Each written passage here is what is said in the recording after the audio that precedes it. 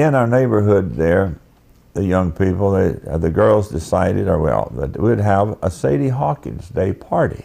So we met, all the boys, we met at the mouth of the lane up on the road, and we waited. Well, in a few minutes, here came the girls. I wanted Mildred to ask me to go so bad. I couldn't dare to think that she would, because all these old boys around there were all chasing her, you know, all wanting to date her. When they came, I couldn't believe my good fortune.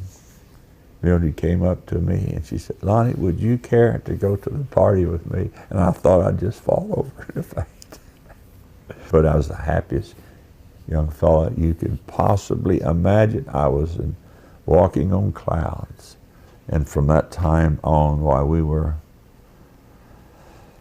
continuously together, you might say, with only slight intervals of going to school and in the Army and that type of thing,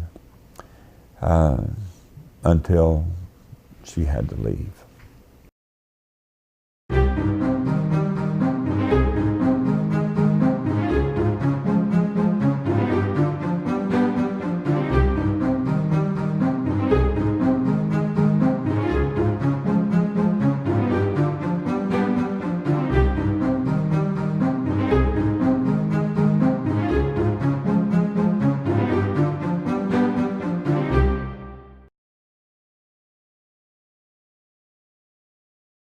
I was born on the old clay road east of Pangburn, Arkansas, on the 22nd day of February, 1924. All my brothers and sisters, when we would talk about or refer to our home, we didn't really say our home. It was always the farm. The so-called money crop in this part of the country was cotton. In the fall, when the harvest time came, of course, the most important thing was to get the cotton picked, and that consisted of, a 9-foot sack with a strap across your shoulders, and just getting with it. And a typical day might be to pick 200 pounds of cotton a day. Now, some could do much better. Some of them were artists at it and could really go 300 or 400 pounds. I had to struggle hard to get 2. I didn't like it. I didn't like it then. I don't like it, even think about it now, but that's the way that it was.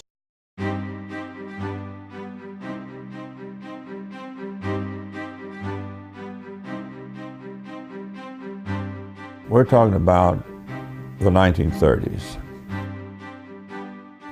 Money was scarce everywhere, everyone.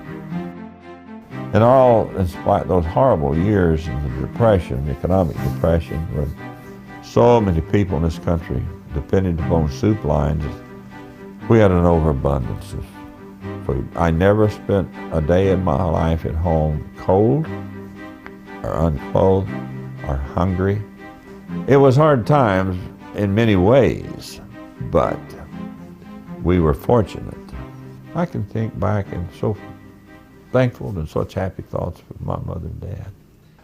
Well, I went 12 years at Pangburn High School. And I look back and I appreciate so much that my mother and dad insisted that we attend school. They did not keep us out of school to work because they themselves had not had the opportunity to attend high school, and they wanted all their children to do so. And it was a very happy period in my life, interrupted only by graduation and then the beginning of World War II. Yeah.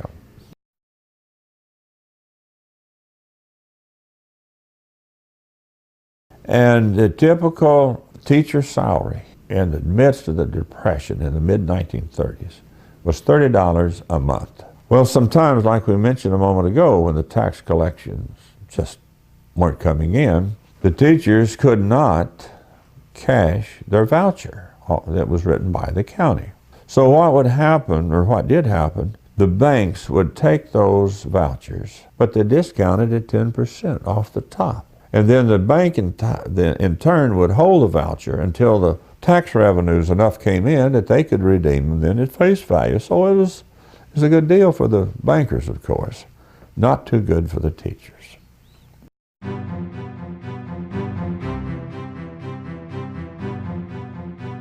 The greatest event of my life occurred in the fall of 1938.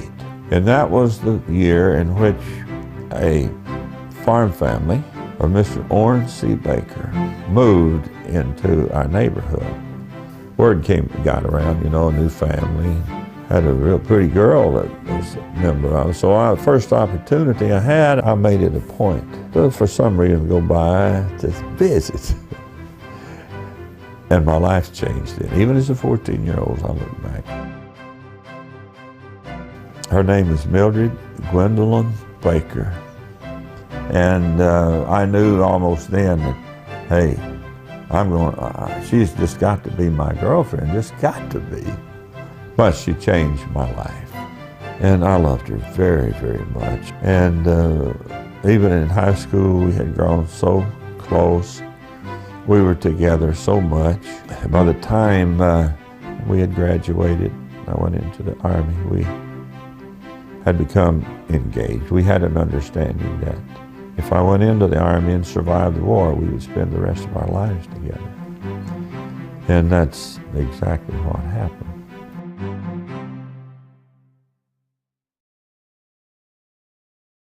The favorite car I ever owned was my first one. I learned, somehow don't remember, that Searcy Bank had repossessed a 1940 GMC pickup truck. So I went down to inquire about it. Sure enough, there it was. Man, it looked just like brand new, pretty blue GMC pickup. I knew I wanted that truck. So we negotiated around, and it's almost new, and I gave $550 for it. I could drive up to Mildred's house, and out she'd come out. Oh, jump in the truck, and here we'd go.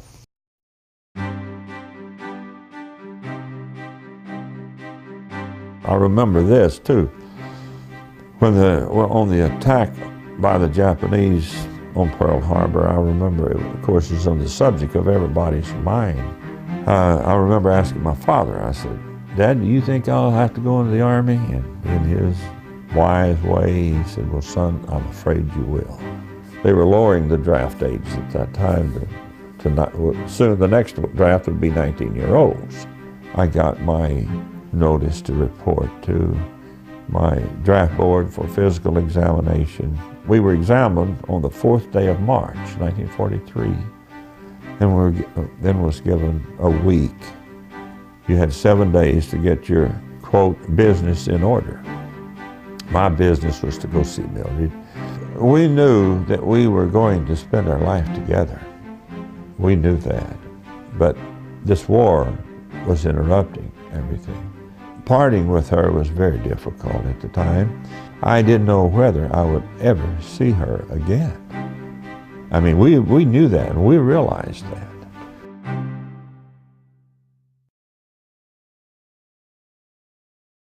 On the 1st day of October, 1943, we boarded His Majesty's ship, the Aquitania. By the end of the first day, there was one sick soldier on that, and I stayed seasick every minute for the rest of that 9 days that we were across. I can't describe to you what the buildup was like.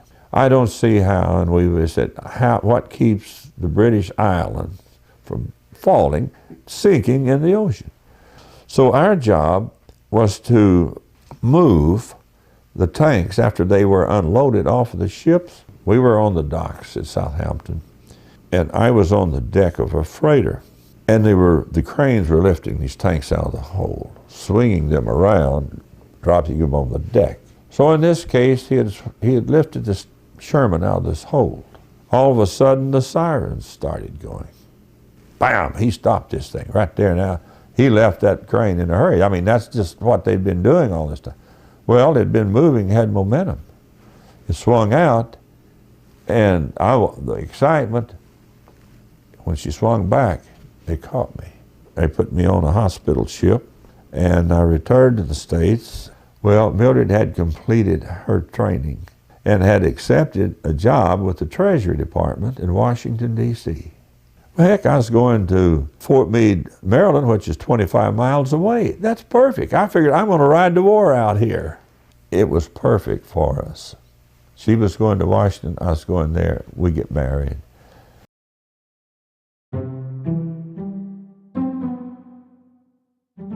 On that rainy Saturday in January of 1944, we were married by the Methodist minister at Plainburn, Arkansas, in the living room of the parsonage. And it seemed afterward it's almost unreal. It couldn't really have happened, but it did. And now our lives, our futures were entwined, and we were to spend the rest of our lives together.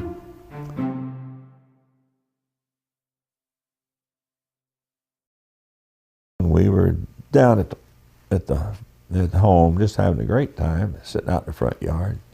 Mother came to the door, to the porch, and she said, "Son, you have a phone call from Fort Meade." So I went in, spoke to him, asked him what was up, and he said, "Gray, your leave is canceled. You report back immediately as soon as you can." I said, "Sergeant just got here. He said, "Sergeant, you didn't understand what I said, did you?" He said, "You got to report." I said, "What's up?" He said, "I can't tell you, but it doesn't look good for you." I said, "Oh, okay." I knew then I was on his shipping list. Or about the time that you were leaving, she said, "Lonnie, I think I'm pregnant." Well, it was just almost unbelievable. It's hard to sort of grasp at first. I'm going to be a father, and we're going to have our first child. So I had to leave her again.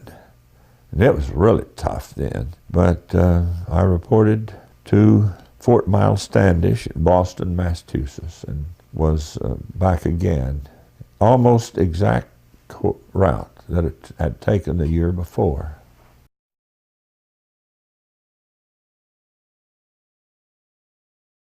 I've thought about it a lot, and I never let myself really think that I wouldn't return. There's always that thought in your mind. I wouldn't dwell on such a thing. There was always that possibility, and everybody knew it. War is war, and somebody's going to get hurt.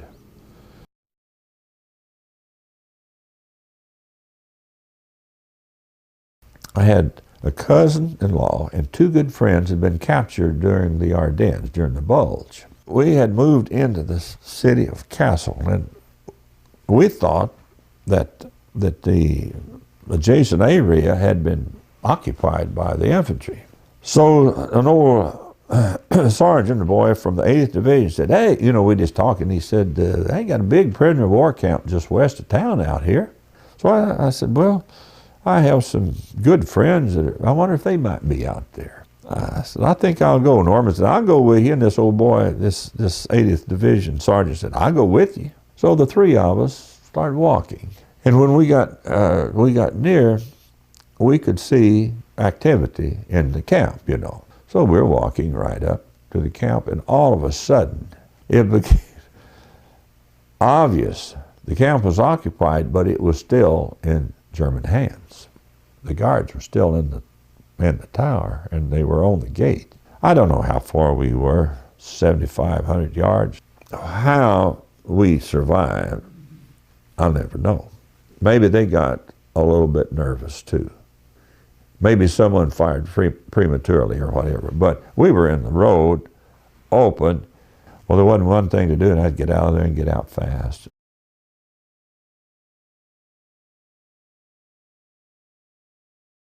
You might say my life in the Army dwelled around the tank. Our primary role or mode was in evacuation and transportation of armored vehicles. And when I say evacuation, I meant retrieving from the battlefield.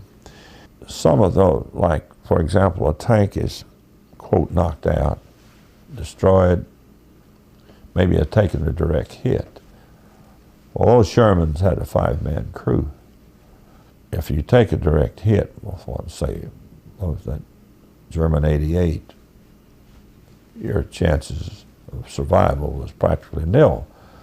Well, that tank had to be retrieved, had to be put into neutral or to be able to be moved, and the bodies and the parts and all had to be removed.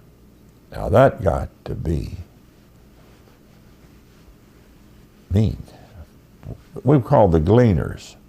We cleaned up the battlefield, and it was a horrible job.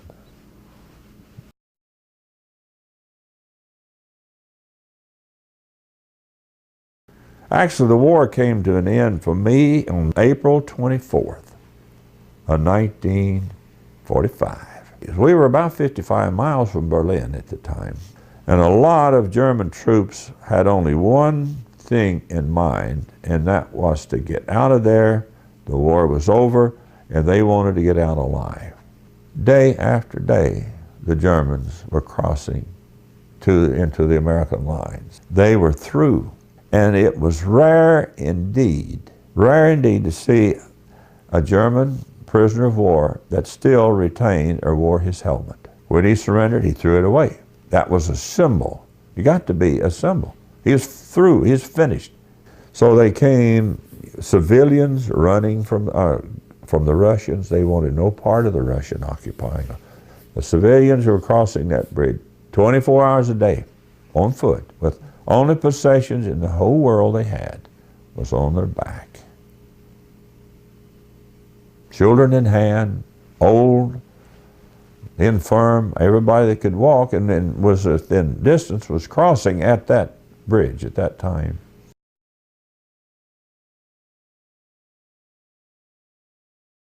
War is asinine. War is stupid. But in this case, in 1941, we woke up one day and we were at war. So you either defend yourself or you give in.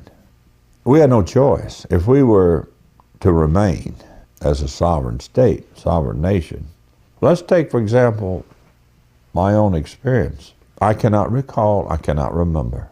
I do not know of a single dissenting voice that I heard during that time against the war. There was only, as I understand, one member of the United States Congress that voted against our declaration of war. But that was only to say, well, we've never gone unanimously on a declaration of war, so I'm going to cast a vote against it. I went gladly and willingly, as did my 3 brothers. And I'm proud of my service. I did the very best I could. I do not believe in war. It should never be an instrument of national policy. But I don't know why, and I can't understand why nations can't get along, why we can't sit down at the peace table and compromise here, compromise there, give up something here to get something there. Shake hands, be friends, respect other people, respect other nations, respect their traditions. Maybe that's the utopian thought, and it will never happen, but that's the way that I would like to see it.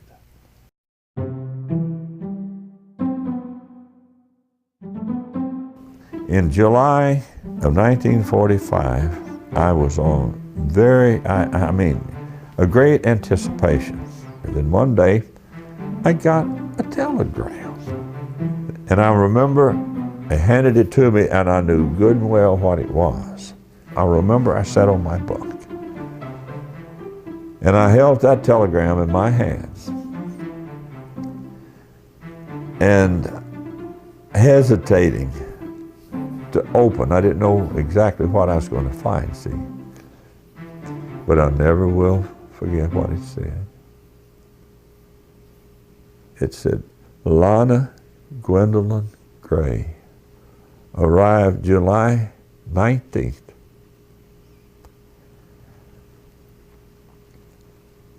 Mother and baby are doing fine. She looks just like you.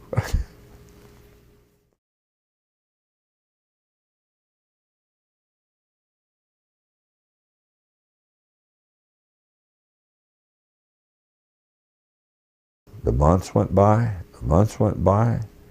45 leaves, Christmas comes, and I'm still there. One day this lieutenant in charge of my detachment came up and he said, "Sergeant, would you consider staying another 6 months if we make you a staff sergeant?" And I looked at him and I smiled and he smiled back. And I said, "There's nothing in this world I don't think could make me voluntarily stay another day. Lieutenant, I want to go home. I need to go. I want to go home." And in January of 1946, my name came on the shipping list. It took us about 11 days to come home. We came through the Mediterranean, through the Straits of Gibraltar, via the Azores and on to New York City, and we got there on the 4th day of February. I served out my time, and finally on the 15th of October, I was discharged from the United States Army. I went in when I was 19, just barely turned 19 a couple of weeks, and I was almost 23 when I got out. By the way, while I was gone in the Army, Mildred saved every penny that she could. I sent her every extra dollar I could possibly come. So when I got home, we had enough money to buy our home.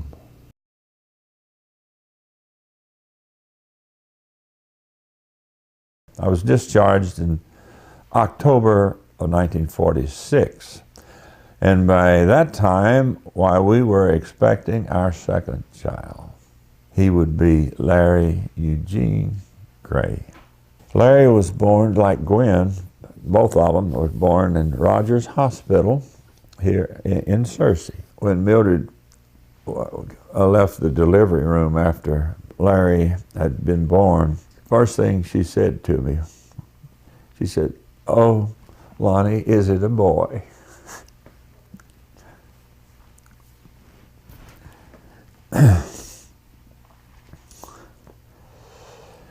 And our dream, our prayer there had been answered, and now we had our son and we had our daughter, and we were so happy.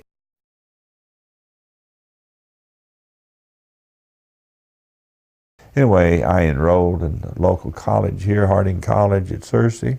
I was going to school under the GI Bill of Rights. And in 3 years, I had my bachelor's degree in education. I took a teaching job at Pangburn, my old school. I was there 5 years. I served as the high school principal for 4 of the years.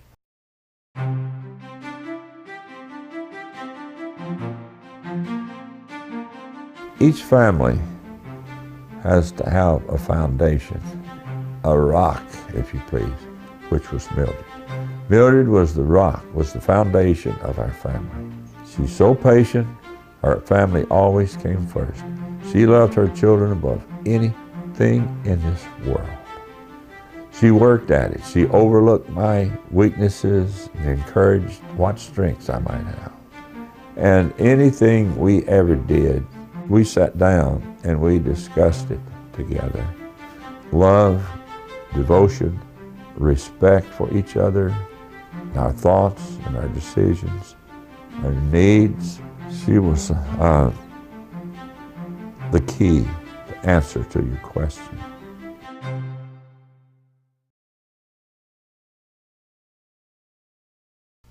I took my car and I took it down to be repaired, down to George Capps here at Searcy. It was parked out there waiting to I don't know what it was, just a minor thing, waiting for the mechanics to get to it. And there were 2 new Dodge sedans parked on the floor there. I was looking at that, and George came up to me, he said, "Lonnie," he said, "let me sell you that car." And I said, "What are you asking? He said, "Well, we can sell that for $1,950. And I said, "Why, George, I could, I better not even think about it." "Well," he said, "that's your car parked out there, isn't it?" I said, "Yeah, that's it." He walked out there and looked at that car, and he came back. He said, "I can allow you $600 on a trade." Well, that's $200 more than I gave for it. I said, "I'll take it." And I drove home, and I parked this the light blue four-door sedan, big white sidewalls, nice car, really was. Mildred came. I got out, and she walked in, she saw the one in the voice, she said, "Lonnie, what have you done?" I said, "Mildred, there's your new car."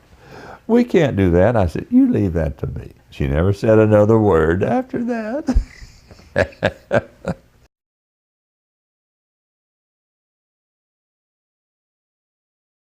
When Gwen, I guess, was about 4 years old, we decided that it was time for her to have a pet.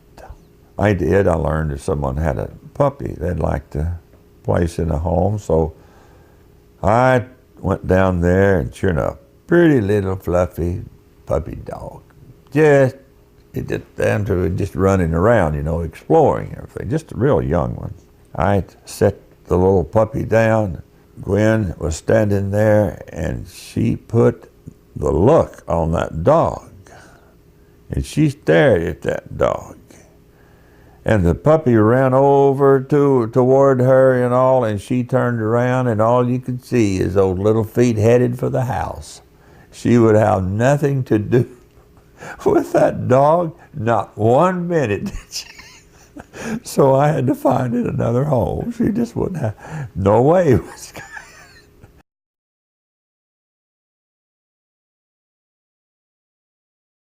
So Larry grew up in his early formative years there in Pangburn.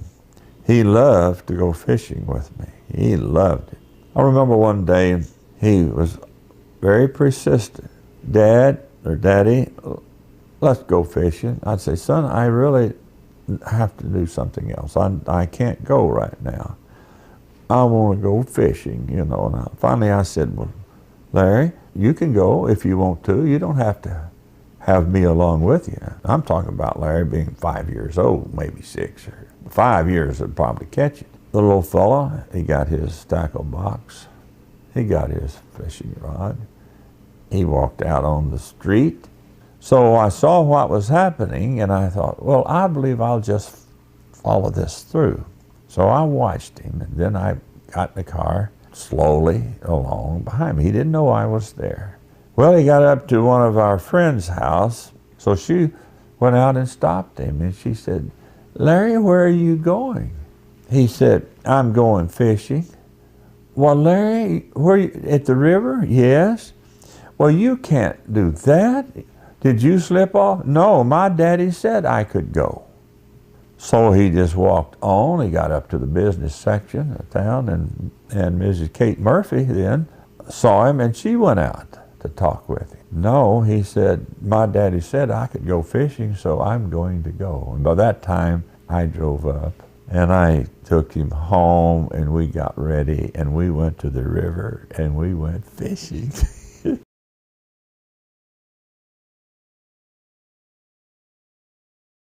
I loved the work I was doing, but I had a family.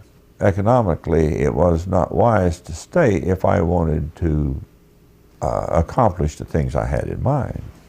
My brother was teaching in Somerton, Arizona, so I went out to visit them in 1954. And while I was there, I met one of the administrators from one of the school districts there in a town called Welton. So we got to talking and asked me, just kept on and on and on, maybe, if I wouldn't come and work for him. That was a big decision to make. So we decided we'd go and stay for a year, and if we liked it, then we would stay. Well, we did like it.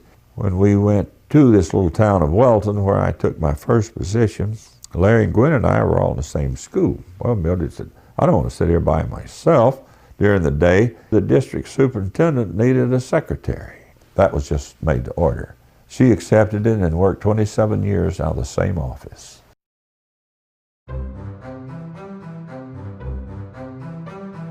She used to say to anybody that would listen or anyone that inquired, she said, "Boy, Lonnie's the easiest man in the world to cook for because he likes everything."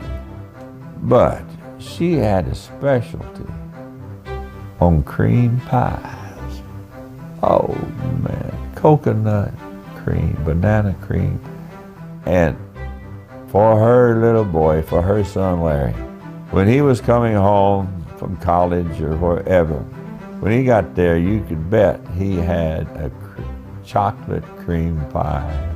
She always made it for him. But that seemed to be her specialty, although in the kitchen she was unbeatable. And all of her roast turkeys and hams and all those bountiful Thanksgiving and Christmas dinners we had there on Antelope Hill are precious memories.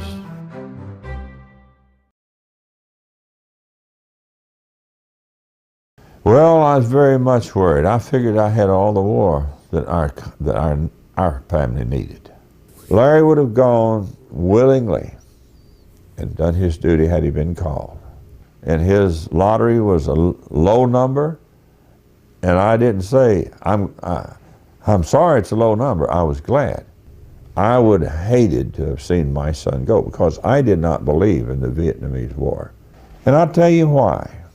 There was no chance that these boys could win that war.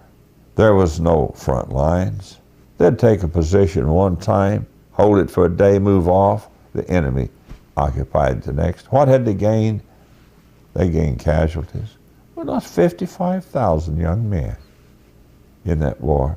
And when it was over, it was nothing. You'd say it was a defeat. Let's say that my son had gone. They had only one thing in mind to hope for. That hope was that they would live 1 year so they could be rotated home. I didn't believe in the war. Period.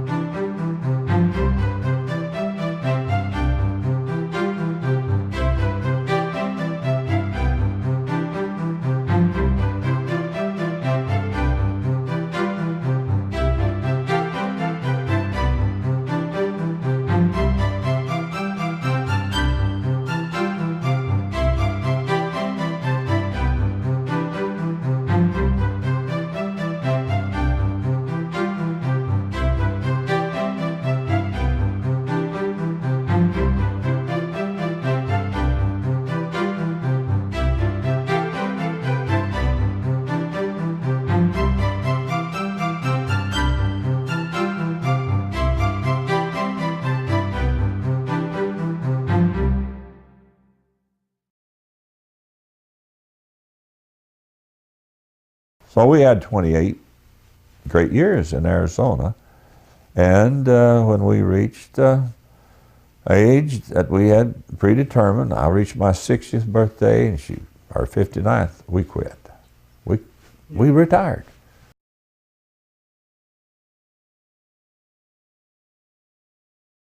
One day she came home from the hairdresser's and she came in, she said, "Lonnie, something happened to me." And I said, "Well, what's that?" She said, "I went to park in the parking space there by the..." Instead I turned in, but instead of turning into that, I turned under the bed of a pickup in the next parking lot. She said, "I don't know what happened." I noticed first a tremor in her hand, maybe when she'd read a newspaper.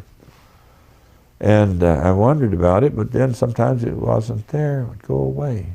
Well, the year before, when we'd made the trip from Arizona, she drove for a lot, spell me. Well, on this occasion, I noticed her speed began to increase. More, and the car would have a tendency to drift to the right.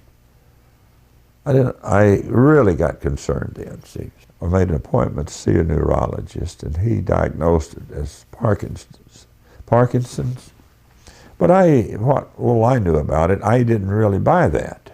So I called my son. I called Larry, and I asked him to make us an appointment with the best neurologist the University of Arizona Medical College could recommend, and he did. And that's when we learned the truth. He said, "Mr. Gray, we only wish it was Parkinson's." I said, "Oh," he said, "yes, there is no cure, there's no treatment." Then I asked him, I said, how much longer do we have? He said, 5, 6 years. And that's exactly what it proved to be. I really, I really don't want to go into the details of the symptoms and how she suffered. You know, I can't do that.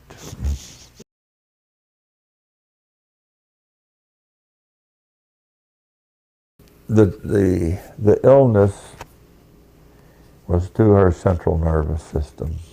The disease itself is called progressive supranuclear palsy, PSP.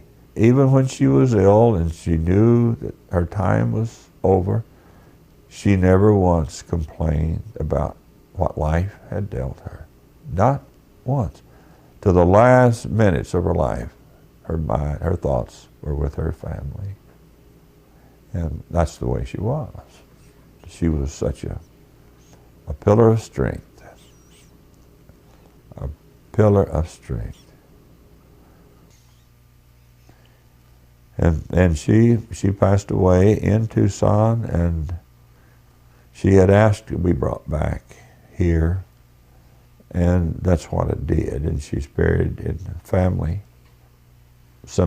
plot at Henderson Cemetery, next to her mother and dad. It's been now 10 years, will be soon.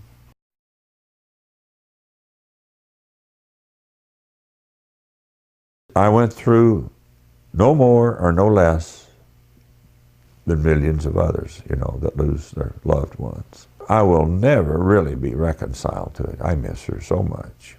There's sad things that come into our life. There's in all of us.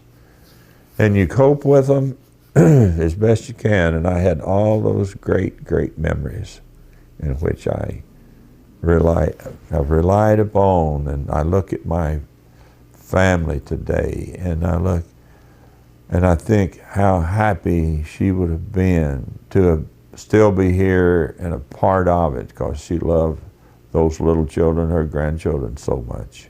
It's just a rare disease, and it's just simply a malfunction, and that's nature. These things are going to happen.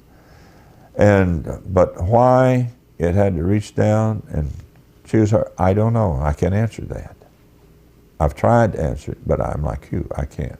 To some, the end comes earlier than to others.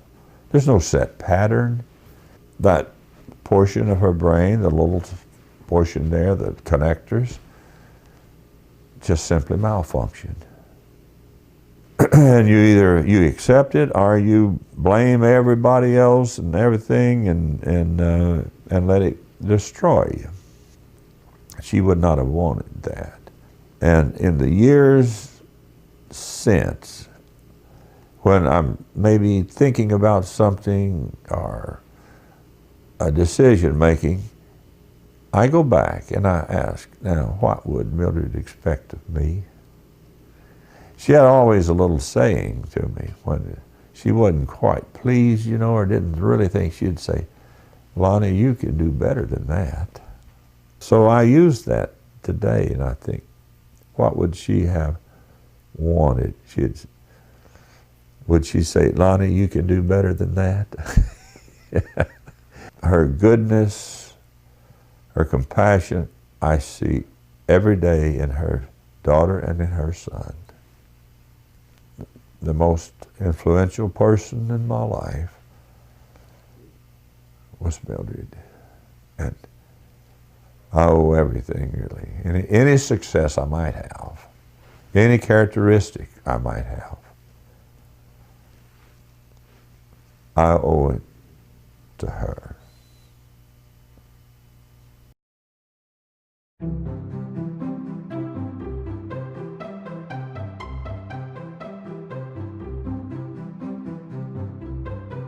Yeah, I know I'm getting in the twilight of my life.